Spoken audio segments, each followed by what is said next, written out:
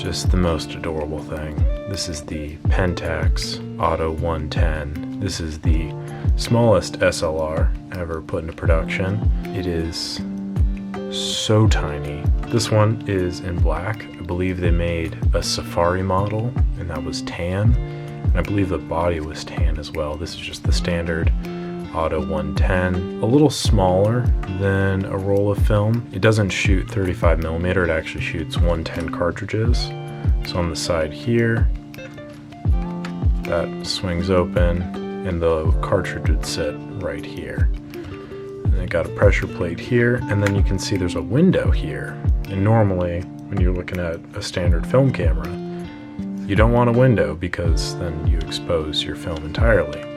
But it's actually got, the 110 cartridge has like a paper backing to it. So when you're advancing, you can see what frame you're on because there's no frame counter on here.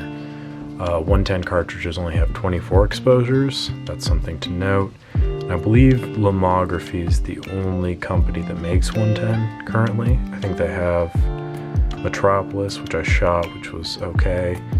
Tiger, which is color. I believe that's a 200 ASA, and then Orca, which is black and white. Very limited options here, and 110 as a format never really was all that popular. Many like odd cameras that came out of it, but nothing really stuck. But this is one that like, it's actually a fairly okay camera. Right now I have an 18mm 2.8 lens. You don't have any control over the aperture. I believe it just shoots at maximum aperture. The only change is in the shutter speed, but this 18 is actually more like a, I want to say it's more like a 36 or something. It's kind of doubled because the 35mm film is, I believe, twice the size of a 110. I think 110 is equatable to 16mm, so that doubles the focal length because the film plane is halved, if that makes sense. Less area being exposed, the greater the focal length of the lens. It's the same thing with the APS-C sensor versus full frame sensor, digital stuff. Funnily enough, the lenses are detachable. It's a little slide here, you push up on that, counterclockwise quarter turn, lift that off. It's a square format, if that's something you're into. When I got this, and it came with all three of the prime lenses. I think there was a zoom lens, but it's like ridiculously expensive online and like not worth it. I mean, honestly, even buying this was kind of a mistake, but I just thought maybe it'd be kind of fun. So this is the,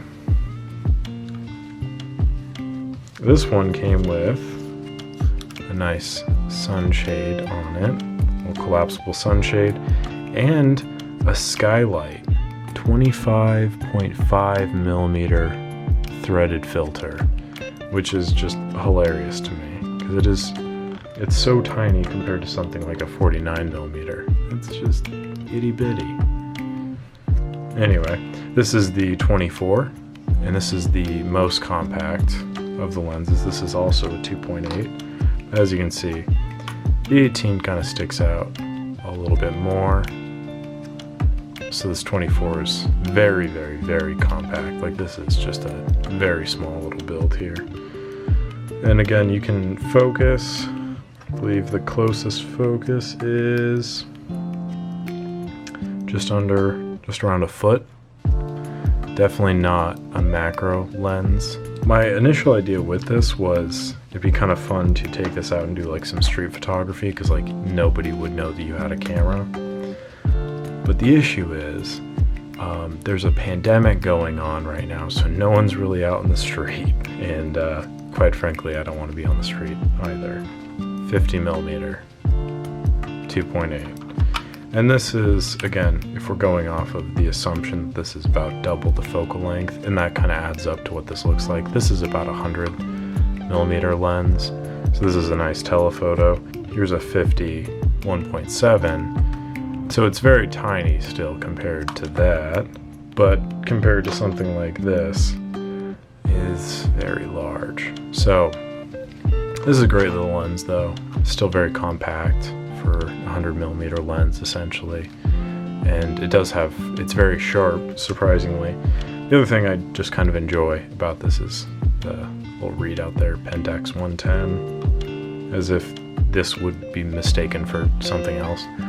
That is the Auto 110. I think I could fit all 3 lenses in my hand as well. Look at that. Yeah, so this is the Pentax Auto 110, all of the lenses that came with it. They have a power winder that you can add on to it. It mounts on the bottom here somehow, which I can't understand why you'd really want that. The winding mechanism is a little weird because you kind of have to do it twice. And then if it's empty, it'll just kind of keep going. You can add a specialized flash mount here. And then also, if you open up the back, yeah, so you open up the back, and in this little area there, you've got 2 button cell batteries, and they just kind of slide right in there with the little sticker there denoting positive and negative sides. And then that is it. I'm sure they got little eyepieces and stuff where this was, like I said, fairly basic. The one that I got, it came with a strap and it came with the lenses, and that was really all I wanted for it. I've used it once, and I was pretty happy with the results. Again, the only issue is just it's expensive to shoot for kind of low quality film, and there's just not really a need for it, but outside of just kind of the odd fun thing. So that's just my really quick summary of the Pentax Auto 110. Not a camera that I would recommend to someone trying to get into film photography. It's just maybe for someone who's trying to shake it up a little bit and wants to add extra grain to their images. So that is that. Hope you enjoy.